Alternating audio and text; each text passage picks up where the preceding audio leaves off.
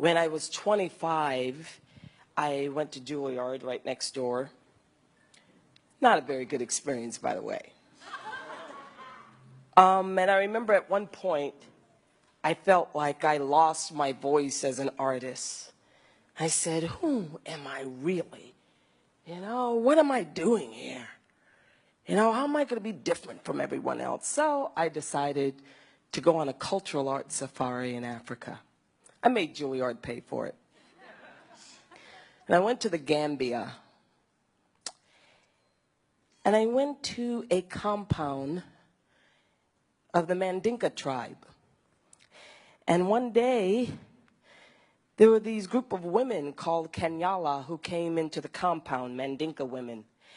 And they were dressed in oversized clothes. And they had paint on their faces. And they carried drums. And they were shouting really, really loudly and making really funny faces. And they had calabashes filled with this dish that tasted like peanut-flavored oatmeal. And they just got louder and louder, and they passed the calabash around to everybody in the compound.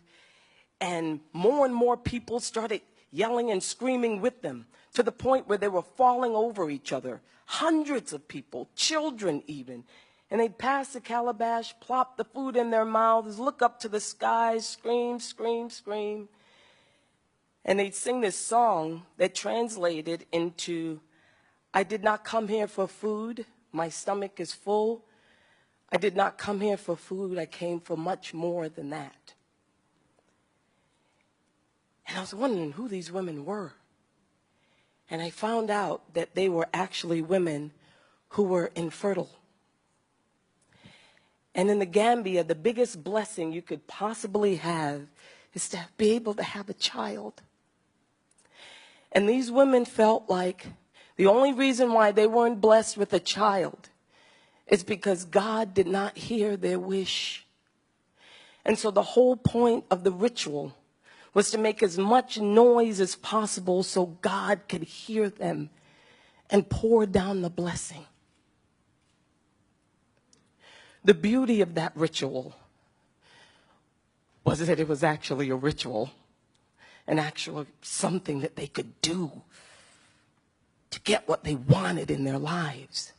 The beauty of that ritual was the participation. The beauty of that ritual was the people who were surrounding these women who said, you know what? God didn't hear you, did not see you. And I'm going to make sure that he does. I'm going to do my part in your life to make sure that she hears you. And that is the beauty of everybody in this room. In the words of Thomas Merton, perhaps we're stronger than we think. That everybody in this room, I'm sure at some point, has gone through something in their lives, and you've survived it. But not only did you survive it, you took that trauma, that hurt, that revelation, or whatever it was, and you used it to connect, to give, to influence, to help. And that is the beauty and the purpose of what we are here on this earth to do. So for me, I lift the glass to everyone in this room. Everyone who has decided to live a life bigger than yourself. Everyone who decided to slay those dragons and say, it's not just about me. And I applaud you. And I am honored to be in this room with you. Thank you.